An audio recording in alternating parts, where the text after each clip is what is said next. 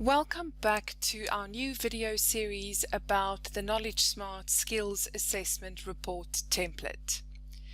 Let's head over to report page number 5 called Invite History. The first thing that you'll notice is that this report page does offer some on-screen filter options as an alternative to the People Filters page. So on this report page, I can filter to a specific account name, to a specific test name.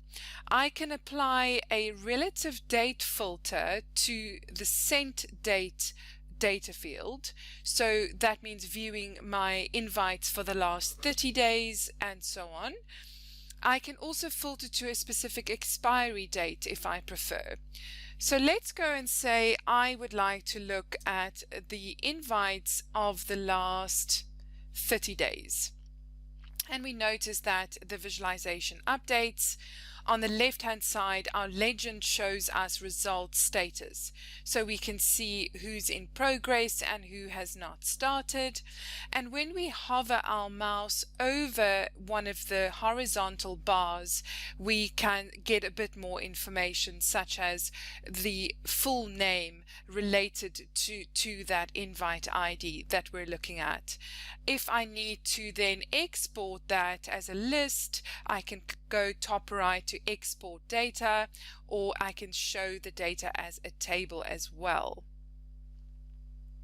So just to recap, we have on the y-axis a test name, and on the x-axis count of unique invite ID.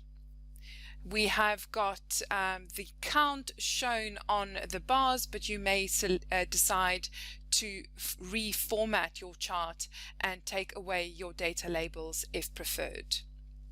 As we've said before, you can use your filter panel to bring in additional filters if that is required. Then heading over to the next page, which is User Invite Dashboard, where we start showing you how you can combine different visualizations onto one screen. So the first thing I notice is that there is a relative filter applied. So that filter that I just applied in the previous report page has actually come through onto this report page, meaning they are in sync. So if I go ahead and just release that filter, I notice that my data does change slightly. So for this example, let's look at sent date of the last 60 days. Now at the top left here, we are seeing the count of user ID. So I've got 9 unique individuals in this account, and I've got 36 invite IDs. So I can see that users have been invited to take multiple assessments. Here on the right, I can look at count of invite ID per assessment name. So I can go ahead and just sort that by count of invite ID, and I can see that BIM 360 came up as the most used assessment over this period.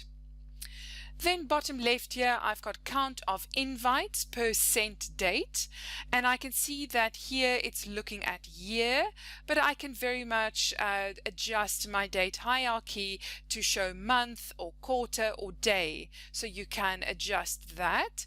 And then result status is complete in yellow, in progress in gray, and not started in the darker color.